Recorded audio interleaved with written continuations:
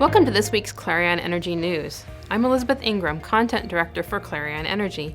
Here are the top 3 stories we've been following.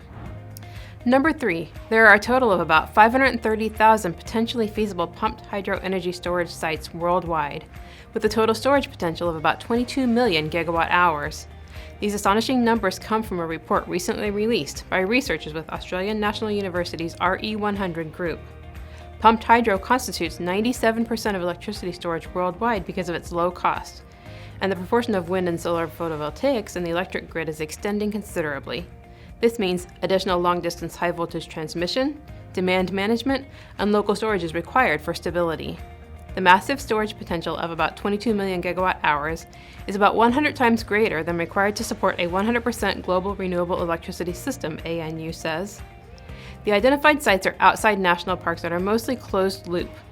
Brownfield sites, such as existing reservoirs and old mining sites, will be included in a future analysis. Number 2. In the U.S. states of Louisiana, Arkansas, Texas, and Mississippi, Entergy Corp's utilities are building, close to completing, or acquiring more than 4 gigawatts of gas-fired generation capacity over the coming year. The utility announced the projects in its integrated report released last week.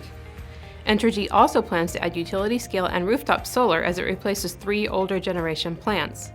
The first coming online this summer will be the St. Charles Power Station, Entergy Louisiana's 980-megawatt combined cycle gas turbine unit. In addition, the 994-megawatt Lake Charles CCGT power station is expected to be completed by 2020.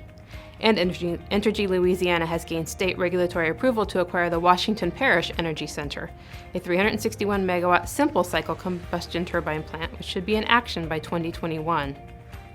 Entergy's Mississippi unit plans to close later this year on its acquisition of an 810-megawatt CCGT plant in French Camp. Earlier this year, Entergy New Orleans began construction on the 128-megawatt New Orleans Power Station, which will be gas-fired reciprocating internal combustion engines and gensets, expected to be online by 2020.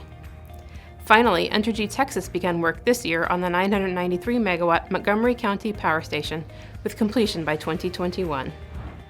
And now our top story. Electric vehicles may number 10 million in only 6 years and outnumber conventional automobiles by 2040, creating a $2 trillion economic opportunity for electric utility companies in North America and Europe.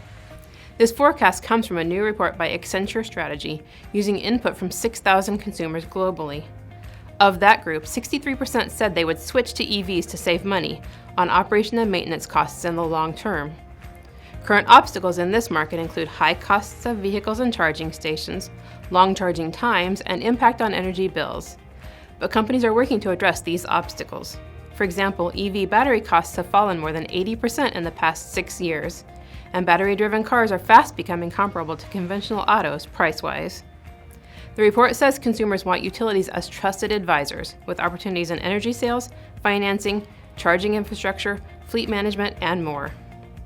The future opportunity is not without its challenges, such as the need for $150 billion in required costs to provide public charging infrastructure.